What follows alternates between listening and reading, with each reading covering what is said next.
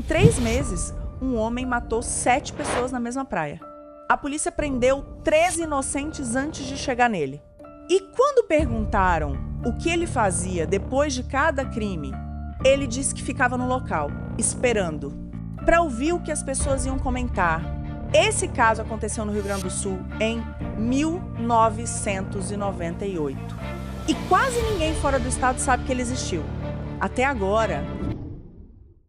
O que passa pela cabeça de um homem que mata e depois fica no local esperando a polícia chegar, só para ouvir o que as pessoas vão comentar, sem remorso, sem fuga, sem medo, Paulo Sérgio Guimarães da Silva assassinou 7 pessoas na Praia do Cassino entre dezembro de 1998 e março de 1999, e cada vez que terminava, ele ficava observando, ouvindo, satisfeito.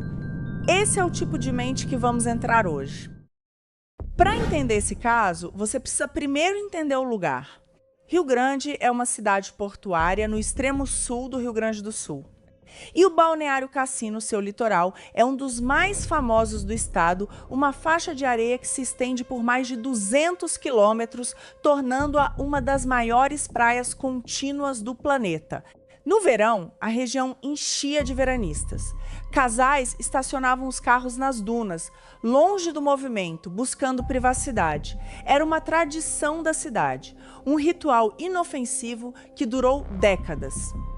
Mas aquela característica que tornava o cassino especial, o isolamento, a vastidão, a escuridão entre as dunas, também o tornava o território perfeito para um predador. E Paulo Sérgio Guimarães da Silva conhecia cada centímetro daquela praia. Paulo Sérgio nasceu em 1971, na própria cidade de Rio Grande.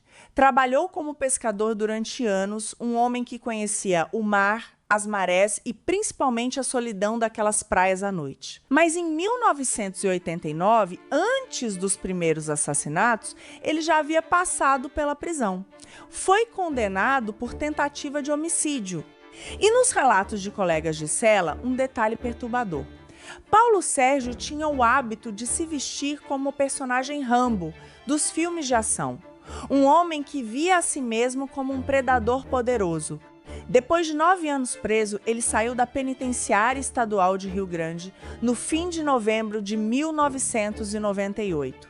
Poucos dias depois, fez sua primeira vítima. O mais perturbador, ele confessaria depois que se inspirou no maníaco do Parque Francisco de Assis Pereira, que havia aterrorizado São Paulo no mesmo ano e que seu objetivo era superá-lo no número de mortos. Ele não via as vítimas como pessoas, via como alvos. O primeiro ataque aconteceu na noite de 11 de dezembro de 1998. Felipe Santos, 19 anos, e Bárbara da Silva, 22, estavam no carro quando Paulo Sérgio os abordou pelas dunas, armado. Ninguém os encontrou a tempo. Foram mortos a tiros. A cidade ficou abalada, mas ninguém ainda imaginava que havia um padrão. 3 meses se passaram. Em março de 1999, o horror voltou. Ana Maria Xavier, 31 anos, e Márcio Olinto, 30, foram mortos da mesma forma, um casal, um carro isolado, uma noite que não terminou. E então veio o ataque que mudaria tudo. Petrique de Almeida tinha 18 anos. Brenda Graebin, 14. Estavam juntos quando Paulo Sérgio os encontrou. Petrique morreu no local. Brenda foi baleada na nuca. E ali, enquanto Paulo Sérgio acreditava tê-la matado, ela fez a escolha que salvaria sua vida. Fingiu estar morta. Ficou imóvel, em silêncio, enquanto ele observava. E esperou. Brenda sobreviveu. Mas ficou tetraplégica. E nos depoimentos que daria depois, ela descreveria com detalhes o rosto do agressor e uma tatuagem mal feita de um dragão, que se tornaria a pista mais importante da investigação. 6 dias depois desse ataque, Paulo Sérgio voltou. Na madrugada de 26 de março, Silvio Ibias, 36 anos, e Adriana Simões, 28, foram assassinados, sua 7ª e última vítima fatal. O pânico tomou Rio Grande de uma forma que a cidade nunca havia vivido. Casais pararam de frequentar a praia à noite. Jovens mudavam suas rotas. Pais proibiam filhos de sair. A cidade se fechou sobre si mesma, dominada por um medo que não tinha rosto ainda. A polícia, sob imensa pressão da mídia e da população, iniciou uma das investigações mais caóticas da história criminal gaúcha. Ao longo dos 3 meses de terror, 13 pessoas diferentes foram presas como suspeitas. 13, todas inocentes. Famílias destruídas, reputações arruinadas, vidas viradas de cabeça para baixo, enquanto o verdadeiro assassino continuava solto. A virada veio de um detalhe aparentemente banal. Uma empregada doméstica notou um homem estranho pegando um ônibus para a região da Z3 após um dos crimes. O cobrador confirmou. O homem tinha as calças sujas de barro e conversava com outro passageiro. Esse fio conduziu os investigadores até Paulo Sérgio Guimarães da Silva, que já tinha histórico criminal em Rio Grande.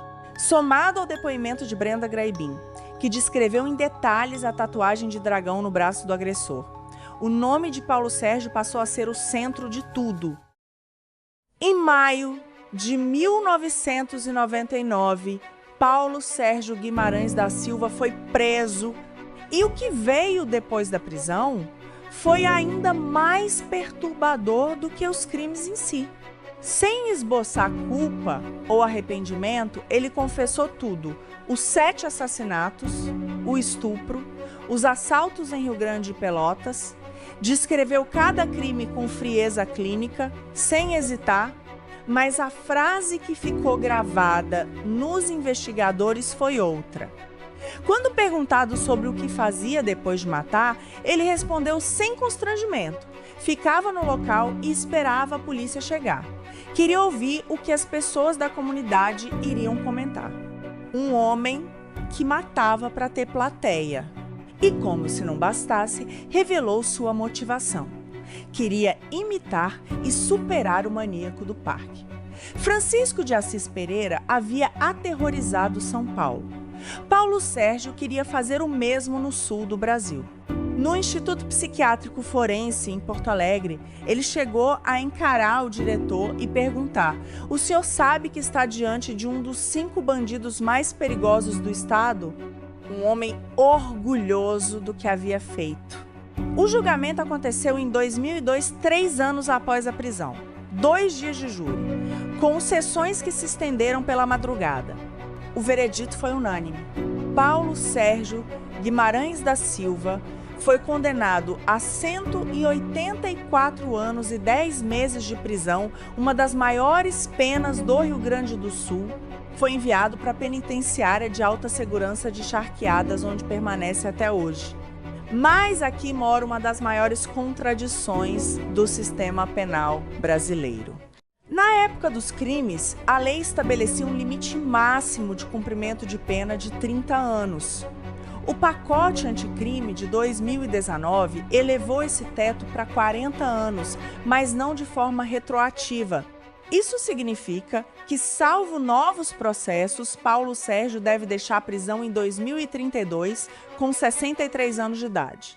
Um homem que se vangloriou de seus crimes, que demonstrou zero arrependimento, que tentou diversas vezes mudar de regime prisional, pode em breve ser considerado livre.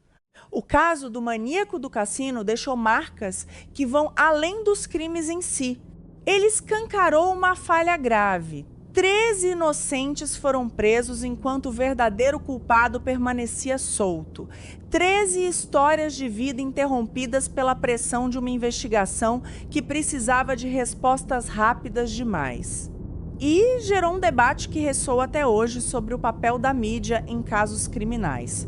A cobertura jornalística da época em busca de audiência ajudou a construir um clima de pânico que, segundo estudiosos do caso, interferiu diretamente nas investigações e alimentou o narcisismo do próprio assassino que, afinal, matava para ser visto. Hoje, a Praia do Cassino voltou a ser o que sempre foi, um lugar de beleza e tranquilidade. Mas quem conhece sua história olha para aquelas dunas com outros olhos. E Brenda Graibin, a menina de 14 anos que fingiu estar morta para sobreviver, tornou-se ao longo dos anos uma voz ativa contra a desinformação sobre o caso, desmentindo rumores de que o assassino teria sido solto. O maníaco do cassino não foi o mais famoso serial killer do Brasil. Não teve o mesmo espaço na mídia nacional que outros casos. Mas sua história carrega algo que poucos casos têm. A combinação de um predador calculista, um sistema que prendeu os errados, uma sobrevivente que desafiou a morte e uma cidade que nunca mais foi completamente a mesma. E uma pergunta que, com 2032 se aproximando, volta a ganhar urgência. O que acontece quando um homem sem arrependimento, sem empatia e com orgulho de seus crimes completa sua pena? Esse foi o Dossiê Oculto. Se esse caso te impactou, deixa o like, ele ajuda muito o canal a continuar trazendo histórias que precisam ser contadas. Inscreva-se para não perder o próximo dossiê. E me conta nos comentários, você conhecia esse caso?